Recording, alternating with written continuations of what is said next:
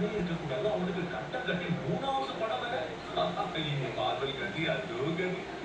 படத்தோட பேரு உங்க எல்லாருக்கும் நல்லாவே தெரியும். சோ நீங்க என்ன யோசிக்கிறீங்கன்னு புரியுது. அந்த தெய்வ மகன் லோகநாத இவன் சாதிய ஒத்துக்கிறேன். படத்துல படுக்க போட்டு பால் ஊத்துறதுலாம் உண்மைதான். ஆனா நாங்க அங்கேயே குஞ்சுகளாச்சு. சிறகடிச்சு பறப்போம்ல. இருந்தாலும் குண்டிய ஒரே வைக்கிற குழுல இருக்கிற ஒரே குழுவின தோல்வி இருக்கிற அளவுக்கு நான் என்ன முட்டா சத்தியமா இல்லை.